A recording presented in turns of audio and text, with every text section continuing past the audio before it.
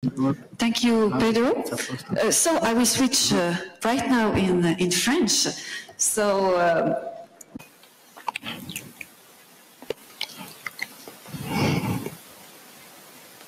This is one of the rare panels that are in French.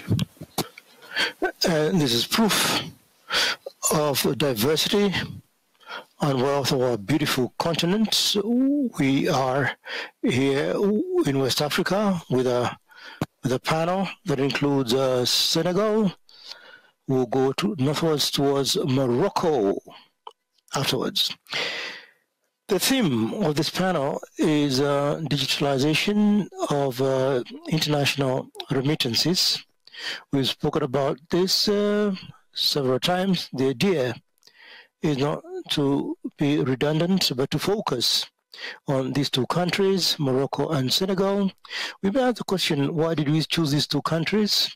In the panel, there's a very clear reason for that. And I'm sure you'll agree with me that when it comes to football, these countries are top in the continent, aren't they? And as regards remittances of funds, apparently Morocco is number 3, Senegal is 6th, so pretty close to the top. I'm going to share with you a few issues that I've had since yesterday, and which I'll share with you shortly. Before we continue, I hope if you have issues with hearing the interpreter, please don't hesitate to say so. Since yesterday, we've been speaking about remittances of funds. I would like, once again, I find myself with the complexity of sustainable development issues. I said to myself, we are talking about the contribution of funds transfer. Whether we contribute directly or indirectly towards sustainable development goals, the main focus is social inclusion. Mother who receives money from her son is able to handle and pay for her daily consumption to meet her daily needs. So this is also you also have the young lady who will be able to say, my studies were financed by my brother who works overseas. The grandfather who will say, is my grandson who sent us money to allow us to plant for this season. And we come to what we call financial inclusion. Now, financial inclusion, we're going to speak about that with our panelists, panel members. This financial inclusion can be accelerated with the digitalization. Yesterday, we noted that a lot of speakers give us very rich experiences, and we'll be seeing in greater detail the cases of Morocco and Senegal. For Morocco, Miguel Fernandez, who has been on many panels, is here with us. We listened to him in other panels. Today, he is actually wearing the Moroccan hat. And then we have Malik Sek, whom you have listened to previously, and will be presenting RIA. Then there's Alassana Gay, who will be presenting In Touch. He will be telling us what is In Touch and what do you work on. Then there are two ladies representing central banks. We have Jacqueline Dabou and Iblissam Anzawi. Can you please applaud them? Let's clap for them. Surely you can applaud more enthusiastically. We will be delving into a certain number of issues. In your guidelines, you've seen that what we are interested in is how to promote electronic portfolios, what are the incentives for the private sector, and also the regulatory environment. This morning, Mr. Brown said that to avoid, to be pragmatic and to have concrete elements to move forward. I can tell you that we have a panel here who were experienced, each one with their own viewpoints on the relevant issues that we are dealing with. We'll be listening to them shortly.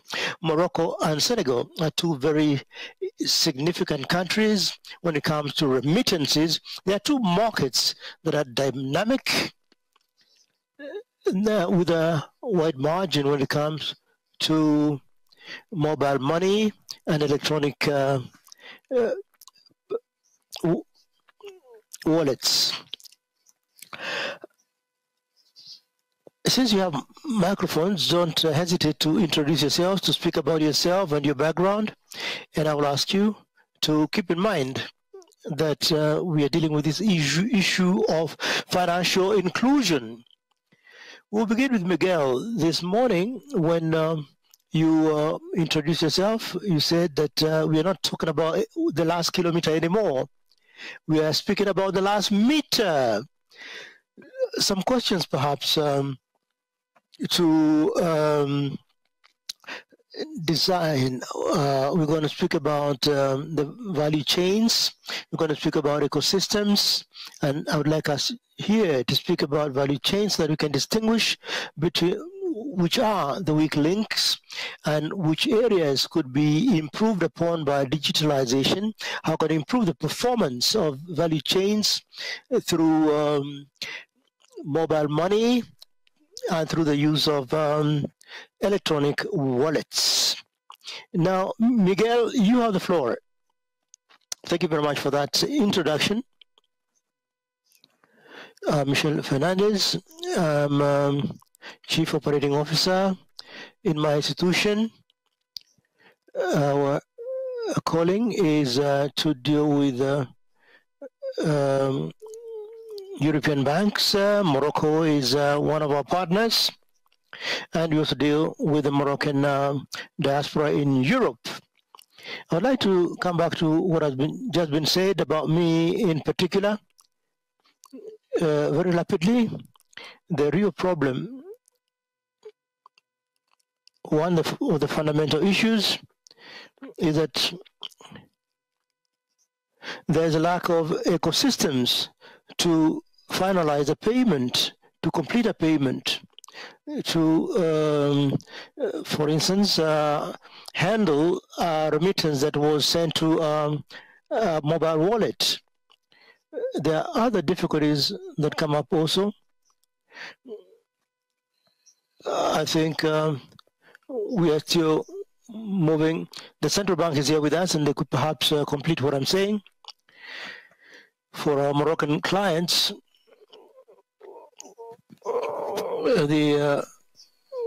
it's a question of culture, it's a question of habit, it's a question of practices at the national level. And some of these issues you cannot change overnight. In Europe, we don't speak about issues, some of these issues. Most people have bank accounts, and then you do have quite a few who don't have bank accounts. The most important is to try to support, not by forcing anyone to get involved. With our experience, we know that you should not impose some of these issues, some of these things. To the extent possible, you need to carry out some financial education. We are dealing here with a transition that takes a bit of time, and it may not be as easy as one may think offhand. So deal with the issues from the time funds are sent to the time they are received. Now, Alassane Gueye, how is you deal with this InTouch, which is an African fintech? Can you please introduce yourself a bit and then Thank you, Mariam. Before answering your question and before bringing my contribution to bear, I would like to, first of all, say one or two words about InTouch, which is represented here. My colleagues in Kenya are here. We're here in Kenya. We have a presence in Kenya and in several other African countries. Today, InTouch is an African fintech which launched its operations in Senegal, especially with strategic partners such as Total. Today, we have acquired significant experience in the management of networks. We have more than 50,000 outlets in Africa. We have acquired a lot of experiences in terms of aggregation of digital accounts. We have many services that we have integrated in all the countries where we have a presence. You can therefore use InTouch services.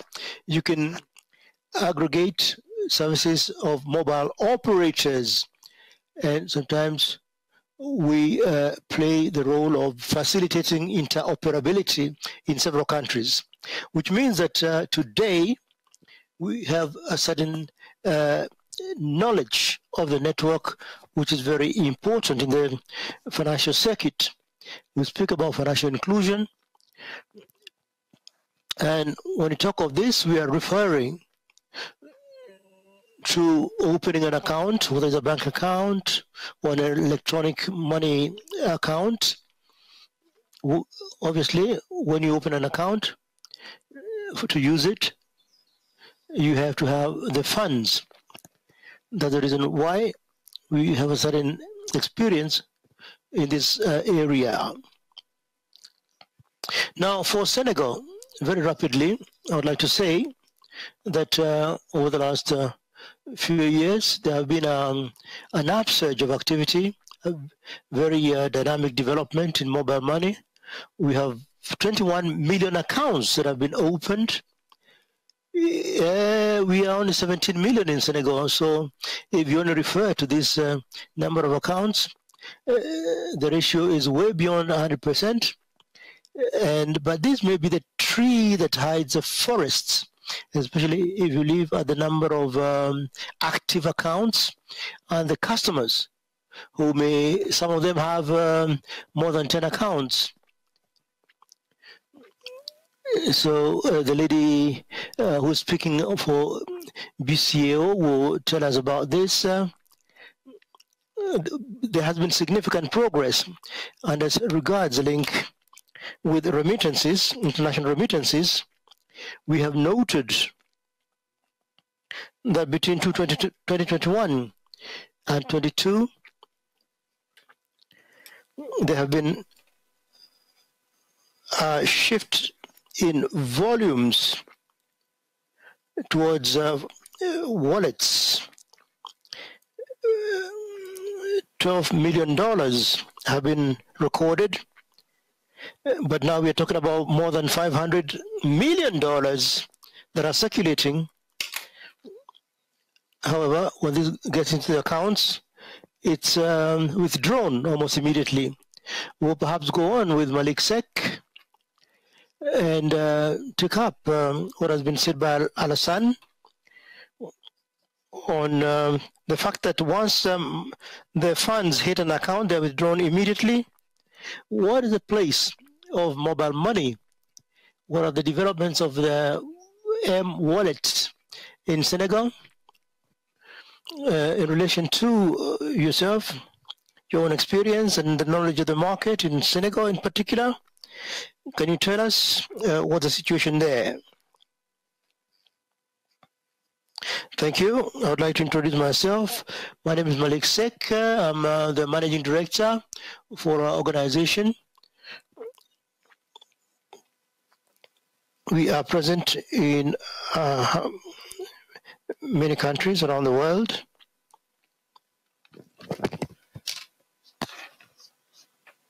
Senegal, so Morocco and Senegal are two important countries for us, for the other actors too, with the challenges that we have Nigeria. So these are the top 5 or top 10 countries. But they're two different markets, Morocco and Senegal. They're different relatively. Senegal, the partners are banks directly, and these ones are developing agents. In Senegal, we have important domestic remittances, which is done by two operators. So there's a strong or a huge wallet rate, and it's also a very high uptake. So we have about 15 selling points. So there is a significant domestic market. And then there is also a very strong buy-in. In Morocco, the difference is that central bank gives permission to some companies and banks also to do the transfers. But banks in Morocco have a subsidiary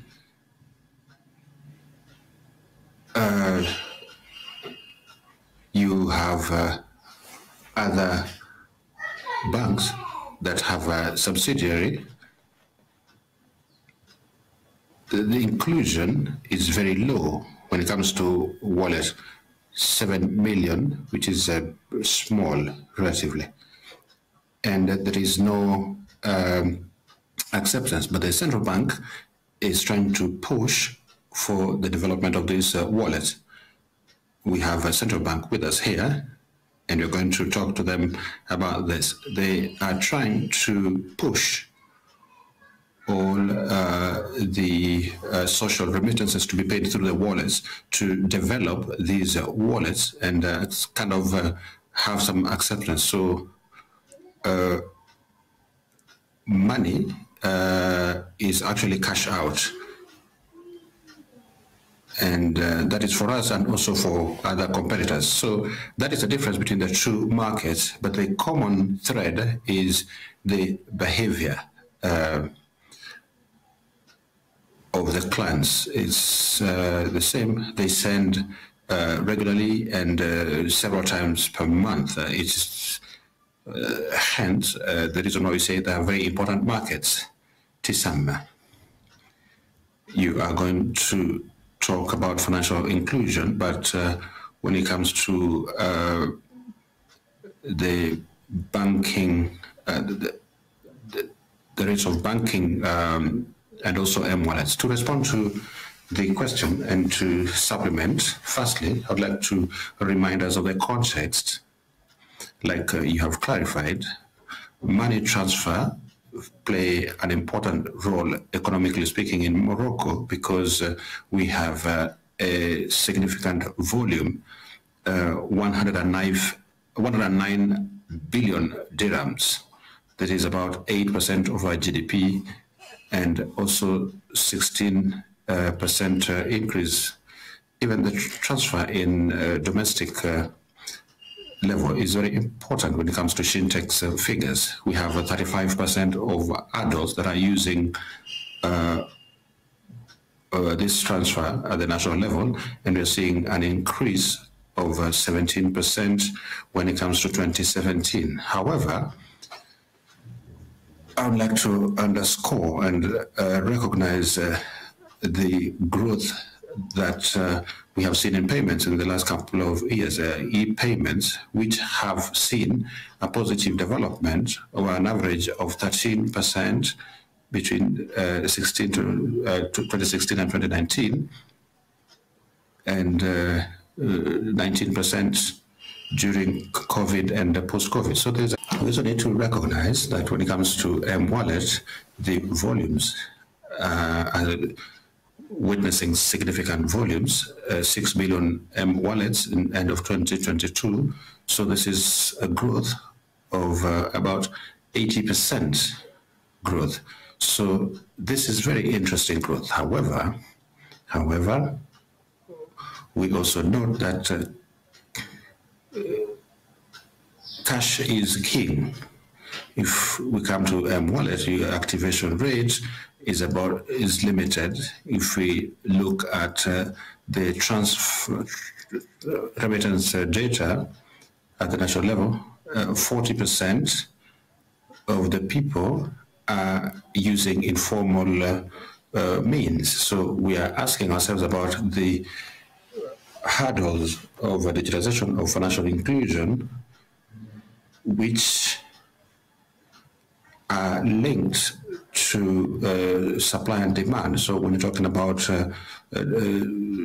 supply, we're looking at studies that allowed us to examine in depth the hurdles towards digitization. The first one is access to formal financial services, especially in rural areas. So we have a level of disparities that is significant, much as we have seen significant growth in the last couple of years, particularly thanks to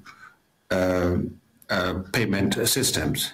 But a third of communities in the villages have access to them. So this is something that is important in financial exclusion. Another important thing, if we come back to the M-wallet and payments issue, which segues in with the ecosystem issue, the network is less developed in Morocco, and this limits the growth of adoption and penetration of M-wallet and electronic payments. So we're asking ourselves, why isn't this network developed? We did a study recently, and the results have just been shared, and we noted that there's a lack of knowledge for the benefits of mobile payments by traders, and this is an important aspect. And this ignorance, it is also for demand. When we launched the Greenback initiative in Morocco, we looked at qualitative data that showed us that there is a suspicion of fear and low level of knowledge when it comes to the available options to transfer money. And we seized the opportunity to present the different options, including wallet. And what we got from the study, the users of money transfer do not have knowledge of these new means of payment. They have fears when it comes to the advantages, how to use them, the tariffs and the transparency. When it comes to the supply, we're looking at the ecosystem. We have an informal sector which is very big. Our research team did a study on the informal sector, and what we got was that in the informal sector, the flows are in cash. So those are the aspects that look at or give us areas that we can be working with to unlock the potential of digitization. So we need to unlock the potential of digitization. I go back to Jacqueline for Central Bank of West African Nations, and you are the headquarters. Same question, but from a regulator's perspective, and also the department that is looking at financial inclusion. I would like you to speak to the challenges posed by our Senegalese colleague, digitization, payment methods, and potential of wallets and the sustainability of these tools. Thank you. Thank you for giving Central Bank of West African countries to take the floor. We are 8 countries, 140 million people, 125 banks, and 31 fintech that are in payment. Other than the data, I would like to note that the good indicators from Senegal are actually looking at the regional strategy that was drafted by the central bank in 2016. We're looking at the 5 pillars of the strategy, and they're looking at financial innovation. financial innovation is about digitization. And here we have digitization for financial institutions, digitization for the banks, and also digitization for microfinance. We have also asked every state, part of the union, to have their national financial inclusion strategy. So these strategies looked together mean that the market has grown significantly in Senegal. If I take this recent data in this country in 2019 and 2022, the number of points of service have been doubled. We have 380 points of services. So today the beneficiaries can receive money on their phones directly, and the acceptance rate is very wide. We also have a regulatory framework which would allow different actors to work in the market and to provide complementary services. The people who have at the bank rate is 70%, and they are in Senegal, the financial inclusion is 80%, and we also have many of them who are banked through phones. Cash is king, like it has been said, and this could be explained by the fact that the network could be low in rural areas, but even the existing networks could run into challenges of liquidity, infrastructure that is not efficient. We have also looked at other difficulties. We did a study last year, and we saw supply and demand side challenges. For demand, the poor people do not have easy access to telephone services, Android, or a simple phone. It's not easy for them to get that device. If they have it, using it is not automatic. You also have the issue of rates, which is a deterrent for people. You also have financial literacy. For supply, that pushes people to keeping cash. Having a bank account is a luxury in many areas. The paperwork is a lot, and also the tariffs are not interesting. The supply of services is not in line with the demand of or the needs of the poor people. Thank you very much. Thank you for underscoring that issue of vulnerability.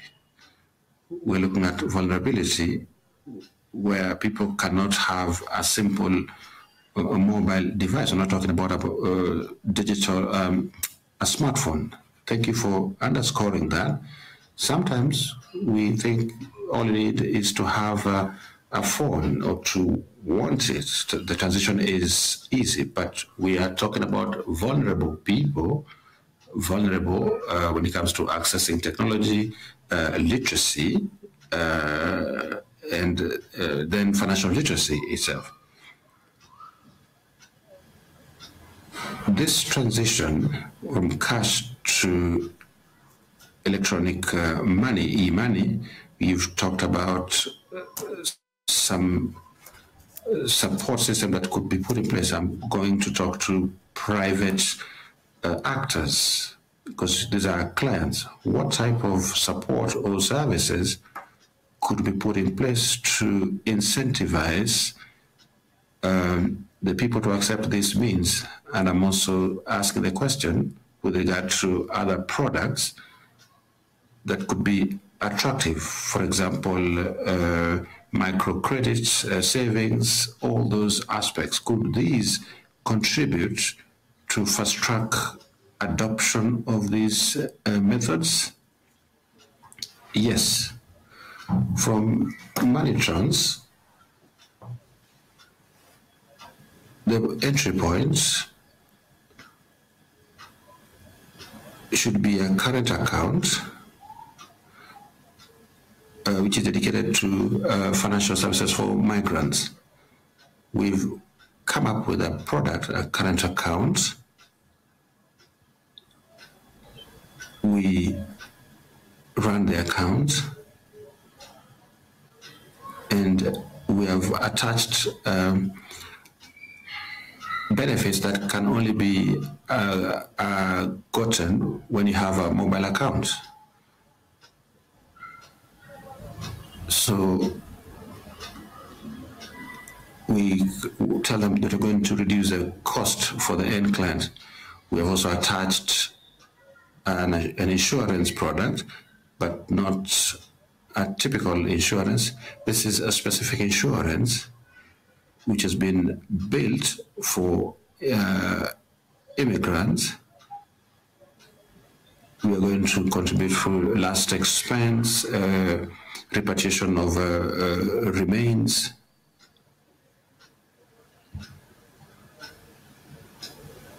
The flow is not going to stop at a certain point. We guarantee a certain minimum, looking at the volume that was being sent, so that we don't have a hard stop over the remittances.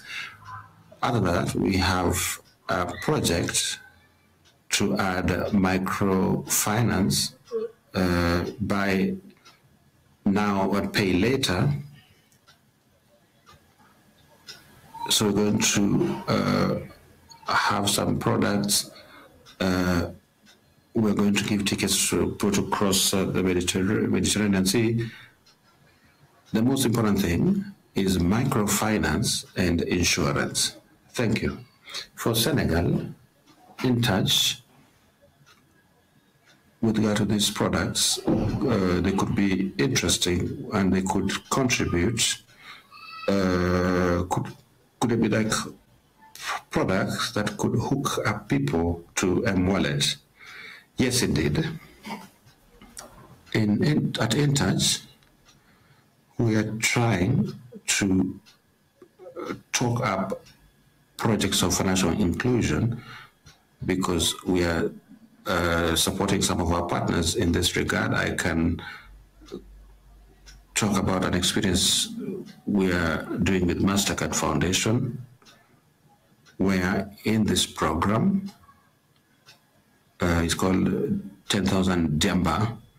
Djamba in Wolof means it's courage. So all the young people who'd like to have some work in the digital field, we have a program for that.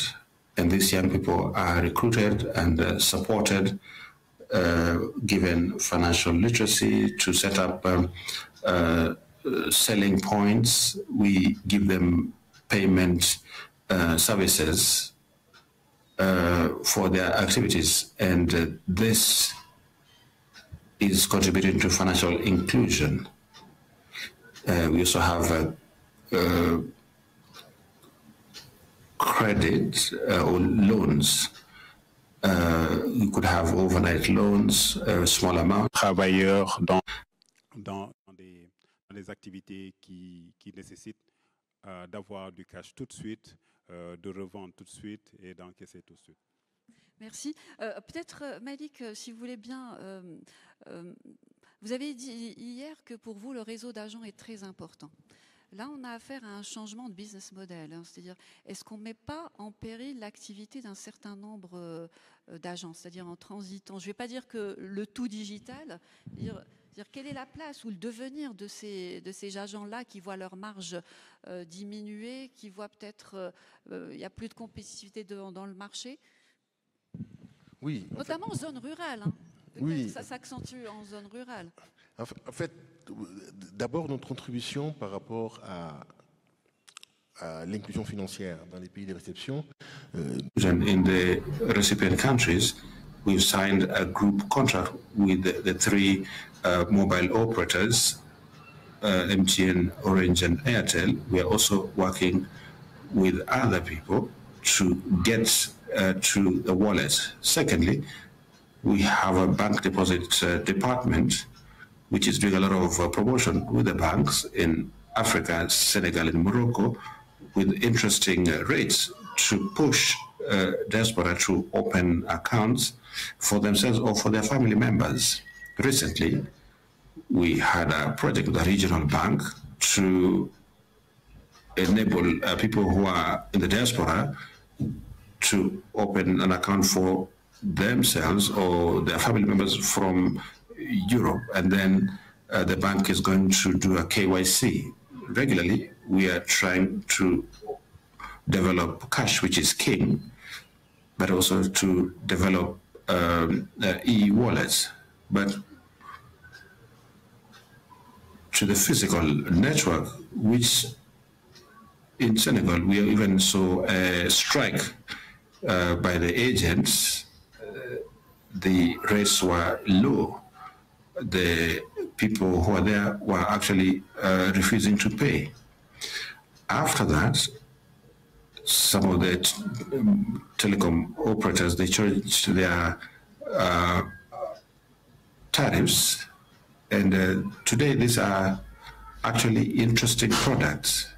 So now it's not about transaction, but this is kind of a merry-go-round or a discount. So the agents are adapting themselves. So now we are seeing an increase in the number of agents because they've understood that this is additional business for them, but it is also a volume business. The more you do transactions, the more you get money. Do you want to respond to that business model issue and also the agency? I'm not going to talk about the excluded areas. As a central bank, are we going to go all digital, all while excluding some other micro entrepreneurs? Indeed, we do not want digital technology to exclude others. As a regulator and the people running the national digital system, we wanted to identify the obstacles. We even looked at the issue of business model. To give you an example, on the main initiatives that we've undertaken as a central bank, firstly, we worked on developing the ecosystem with the objective of having credibility in mobile payments and build confidence so that people can use this in a safe manner, and they can use even mobile payments so that in the end they can meet specific needs. It is important for us to look at the needs of the citizen, financial needs. So we acted on the regulatory and legal framework, noting that we have significant objectives in this means of payment. We've worked on the governance.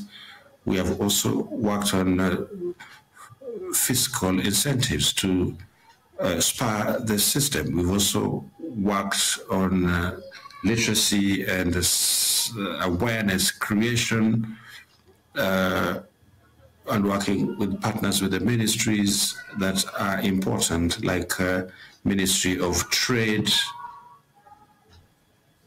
We've had several sessions with the traders to tell them about value add as a business model. If we come to the issue of business model, indeed, we did a study in collaboration with SEGAP that underscored the issue of business model and the issue of sustainability of the models, or these agents, there is an investment to be made by the institutions, noting that we've talked about the importance of the legal framework. Bank Maghreb is actually having its ears on the ground. We put in place e-payment in the last 5 years, and we've revised our legal framework twice. We've been listening, and we want to ease conditions for enrolling agents and also to help people to open accounts. Thank you very much. The same question for Central Bank of West Africa. For the sustainability of the agents, how do you address this? To ensure sustainability, we need to keep the clients. We need to have offers that are based on value chain. We did a study in cocoa growing area in Cote d'Ivoire, and it was successful. And we noted that farmers did not need to do cash out and cash in, and money was circulated in a closed circuit. And that is what we need to be getting at. With the central bank, what we are doing to sustain the momentum, firstly, I would like to say that we are on the client's side. For us, the client is to protect the clients and to ensure good rates for the clients. And this will actually have an impact on the agents' network. Yet the agents are the backbone of financial inclusion. We could have a system where we have a system where those who are in urban areas have more commissions. So we could have a compensation system to support business in rural areas. Not forgetting that in rural areas, activities are seasonal, so sometimes the points of service are not working. So we need to see how to maintain business in those areas. We also need to give a status to these agents, because oftentimes there are people who try to do it as a side business, and because of lack of cash flow, they might not be efficient. So we need to think through a framework so that we give them a status and the resources to be viable over time. Thank you. I don't know whether we still have time. I wanted to talk about financial and economic inclusion of women. This is close to my heart. How do you address this vulnerable group, extremely vulnerable in certain cases? We were talking a short while ago about access to technology. Sometimes it is not easy. You have cultural barriers, some beyond technological barriers, even using the devices themselves. It is an open question to all of you. If we have, as we wait for questions coming from the floor. Jacqueline, with Central Bank, we are coming up with a strategy specific for women to improve their financial inclusion. We are also working on digital identification of financial services users, and we think that women who are running SMEs, we have many SMEs that have been identified that they need credit, and they are actually women-led business. This could help. We also have an interoperability project, financial literacy project that we're going to launch this year. which has two prongs. We're going to do communication at the union level to sensitize the populations on using financial services and the trust we need to have in financial institutions. We are also working with the ministries of education, universities on modules that we are going to put in the curriculum. We also have a specific action for women. Inclusion digitale, financière. Effectivement. Alors, notre côté, on a d'abord défini deux segments prioritaires des femmes, les femmes entrepreneurs et... We define two priorities for women. For the woman in business and the rural woman, we needed to analyze data disaggregated according to sex, and to come up with value chain proposals for women in business. For the rural women, we launched an ambitious national plan for developing their empowerment. We carried this out over a period of 3 years. We made it possible to identify the real challenges faced by these rural women, and now we are refining the areas in which we can intervene and also to see how we can support them. Regarding education, we have dedicated programs for digital education. There's a WhatsApp tool that we use, making it possible to have a mechanism that actually get directly to our target groups, especially the rural women. Thank you very much.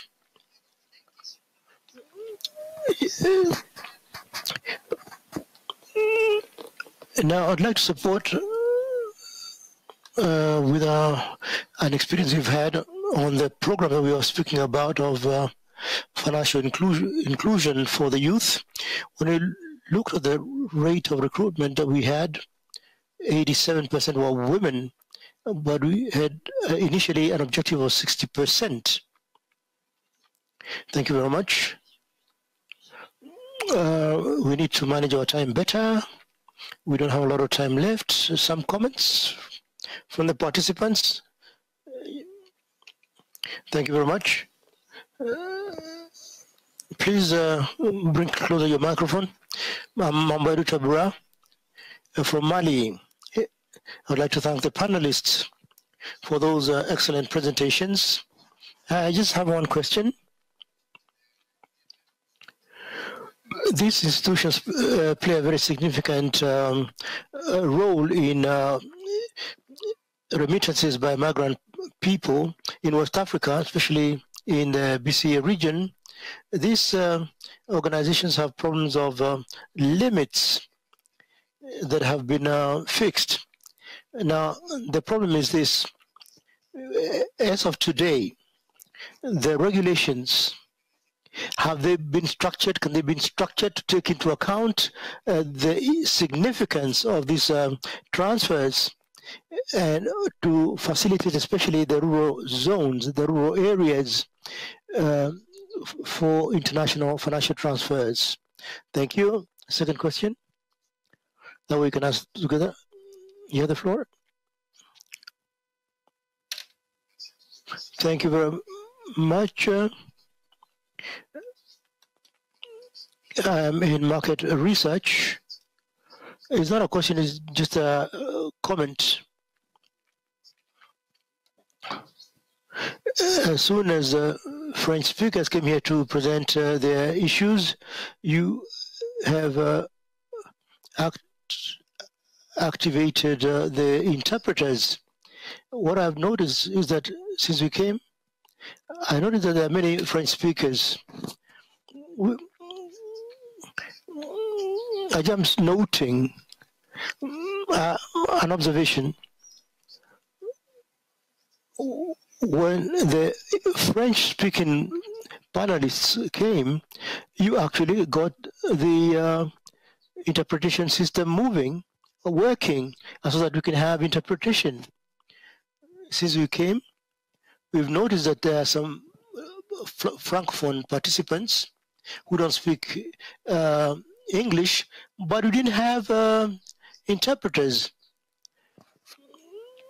How is this that the French language doesn't seem to receive the attention that they should? We think it's very important. Panelists should, I'll come back to you shortly.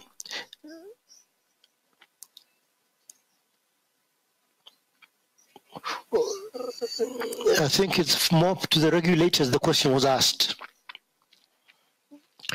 Today, looking at all these initiatives that we are dealing with the microfinance institutions, digitalization of these transfers, work started well before COVID, and I think this year the ratios are on the upswing. I would like to say that we have initiatives underway to make it possible for microfinance institutions, just a bit like GMOI.